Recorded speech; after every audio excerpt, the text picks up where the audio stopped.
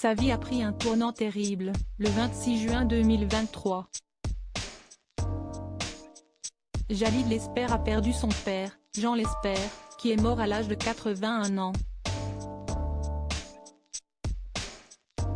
Il n'a pas encore souhaité prendre la parole à ce sujet, pour l'heure, ni sur les réseaux sociaux, ni ailleurs.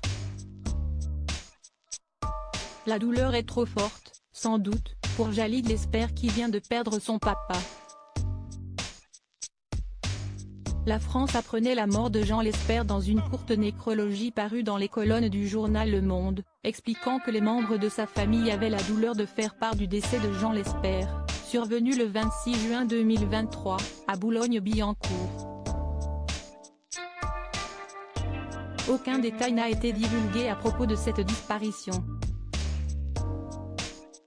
Les proches de Jean Lesper font toutefois appel aux dons, dans la nécrologie du Monde, en faveur de la Fondation Rothschild et de son combat contre la sarcoïdose, ou maladie de Beigne-Bourg-Schumann, une maladie qui se caractérise par des amas pathologiques de cellules inflammatoires dans les organes, le plus souvent les poumons.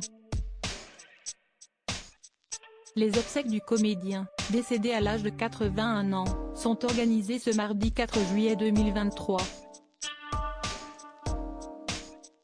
Une famille de comédiens nés à Rosny-sous-Bois en 1942, Jean Lesper avait suivi une double formation théâtrale, au Conservatoire d'Alger puis au célèbre cours Florent de Paris.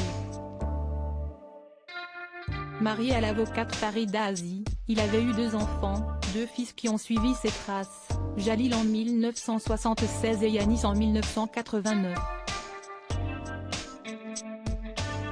Il avait d'ailleurs lancé, à sa manière, son aîné au cinéma puisqu'il avait passé, avec lui, le casting du court-métrage Jeux de plage, de Laurent Cantet, en 1995. Jouant le père et le fils, ils avaient su convaincre le réalisateur plus que de raison. Jalid Lesper a tourné, à nouveau, pour le cinéaste en 1999, obtenant le premier rôle de ressources humaines. Présent sur grand écran, Jean Lesper a aussi joué dans de nombreuses pièces de théâtre, bien souvent contemporaines.